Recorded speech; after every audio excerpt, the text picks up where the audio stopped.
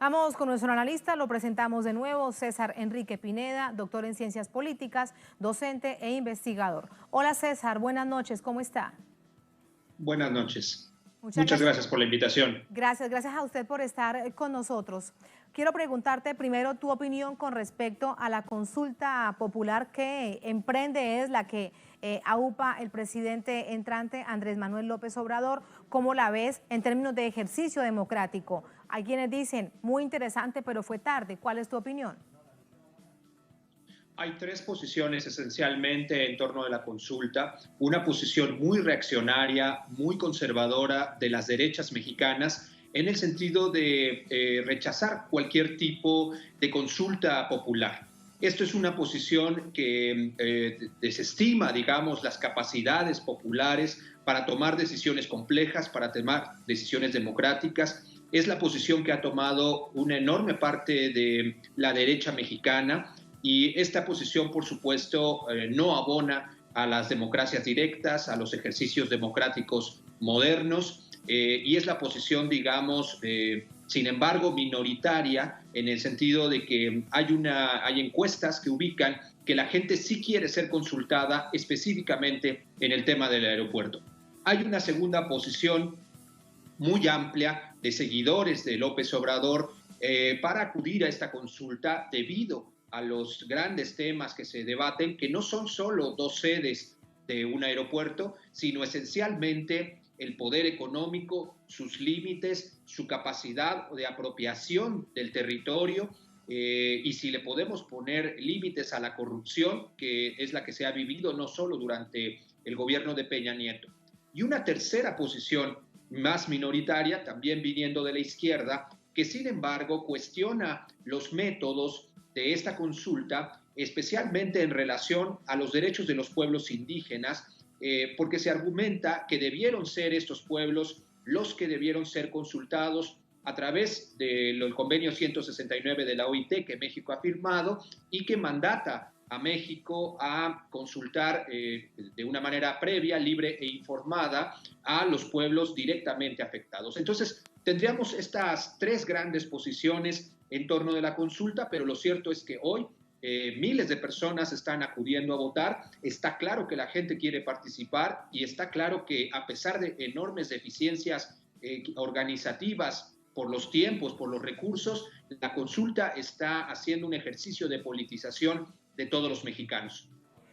¿No crees entonces que es tarde? Porque el aeropuerto ya comenzó, ya lleva varios años, varios meses en construcción.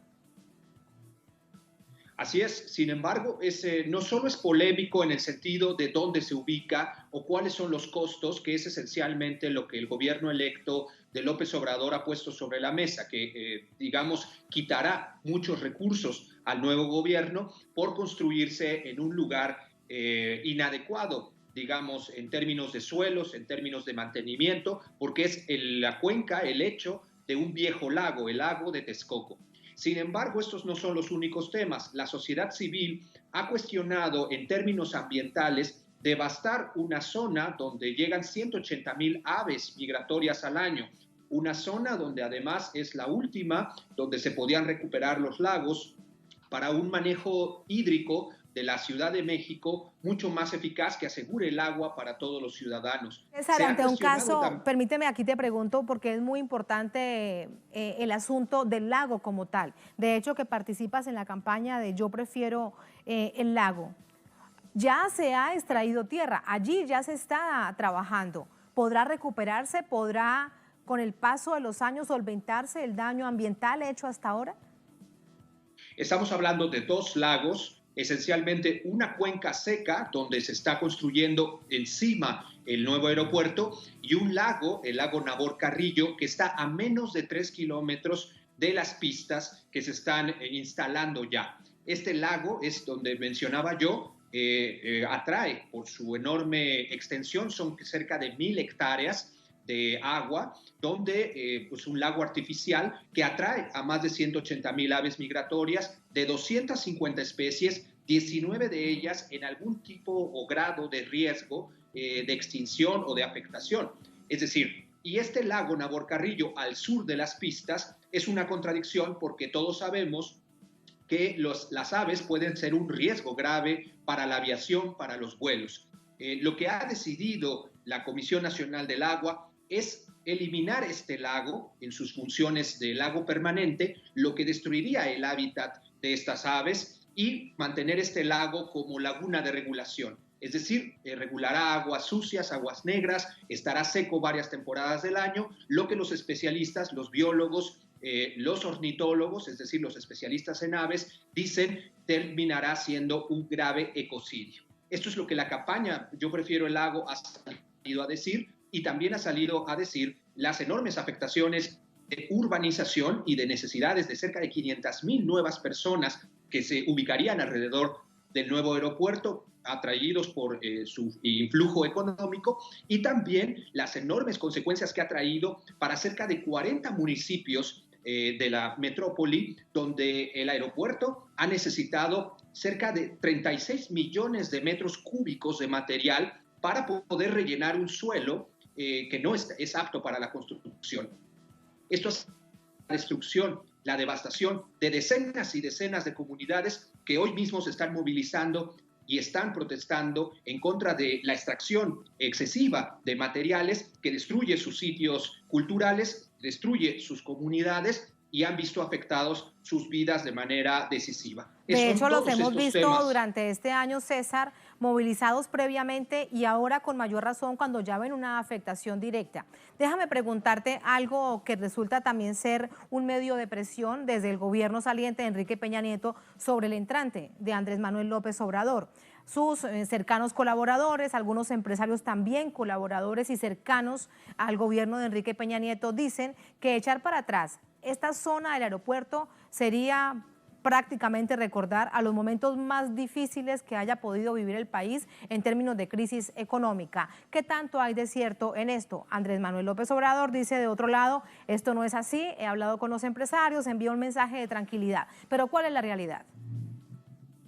Bueno, esto es cierto en el sentido de que el poder económico no está satisfecho con la decisión que ha lanzado López Obrador de consultar la continuidad de este aeropuerto.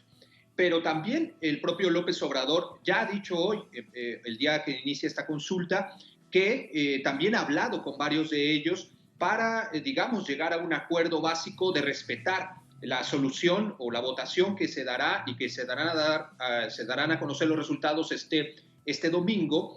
Y pareciera que hay una pelea, una pugna real de muchos empresarios que sienten que esto está afectando su poder económico, pero en el fondo lo que está en efecto, que ya lo han dicho muchos analistas y coincido con esta apreciación, es que se está debatiendo no sedes del aeropuerto, de si se hace en un lugar, en Santa Lucía o en otro, en Texcoco, sino esencialmente quién manda en México. Es decir, si el gobierno puede recuperar capacidades de decisión junto con la población en relación a un proyecto oneroso, ecocida, o los empresarios se imponen como poder sobre un territorio que no debió ser utilizado como aeropuerto. En realidad sí hay una disputa entre el gran poder capitalista y el gobierno de López Obrador, pero López Obrador, siendo muy cuidadoso, siendo muy terso con la relación, como ha sido desde que ganó la elección presidencial, está tomando precaución y está siendo muy moderado en su confrontación con estos empresarios, está tratando de llegar a acuerdos y se espera pues que el domingo los empresarios respeten, o mejor dicho, los empresarios más grandes del país, estamos hablando de multimillonarios del gran capital, respeten el resultado de la consulta, porque tendencialmente se habla de que la gente que está votando en contra del proyecto de Texcoco. Y esto definirá el gobierno también de López Obrador, que está a prácticamente un mes de tomar posesión. El próximo 1 de diciembre. Y esto lo que evidencia, César, con esto te despido, es las dos visiones de dos Méxicos que tienen dos sectores diametralmente opuestos que justo se encuentran en este momento de transición. César, gracias. Esperaremos al domingo cuál es la decisión que toma el pueblo, porque es una votación que se hace en todo el país, como bien nos lo detallaba nuestra corresponsal en Ciudad de México. Muchas gracias, César. Muchas gracias. Buenas noches. Muy buenas noches.